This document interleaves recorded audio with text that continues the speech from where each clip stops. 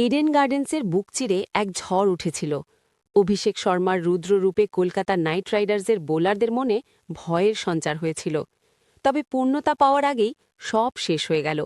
বিতর্কিত এক সিদ্ধান্তে আচমকাই থেমে গেল অভিষেকের ঝড়। আক্ষেপ থেকেই গেল। শুরুর দিনটা ছিল বিপর্যয়ে ঢাকা। অভিষেক শর্মা যেন সবকিছু জমিয়ে রেখেছিলেন। সুযোগ পেলেই সেই আক্ষেপের বিস্ফোরণ ঘটাবেন, এমনই মনে হচ্ছিল। কিন্তু ভাগ্যদোষে সেই বিস্ফোরণের শিকার হতে হল কলকাতাকেই।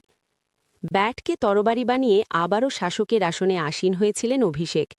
ইন্ডিয়ান প্রিমিয়ার লিগের এবারের আসরের প্রথম ম্যাচেই হারের তীব্র যন্ত্রণা সইতে হয়েছিল সানরাইজার্স হায়দ্রাবাদকে। সেই হারের পেছনে বড় কারণ ছিল অভিষেকের ব্যাটের নীরবতা। দলের এই পরাজয়ে অন্যদের মতো তিনিও ছিলেন হতাশ।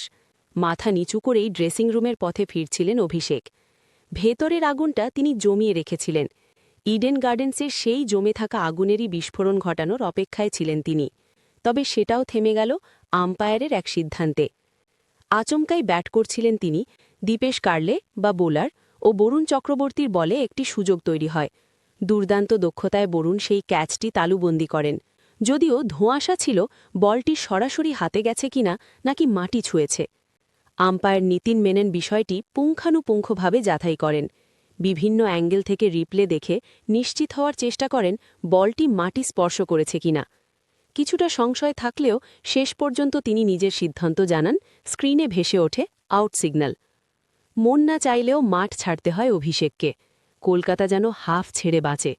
যে ঝড় অভিষেক শুরু করেছিলেন তা আরও কিছুক্ষণ চললে কলকাতা ধূলিস্যাৎ হয়ে যেত, এমনটাই মনে হচ্ছিল। প্রতিধ্বনিত হচ্ছিল সেই আক্ষেপ, আরেকটু সময় পেলেই হয়তো গল্পটা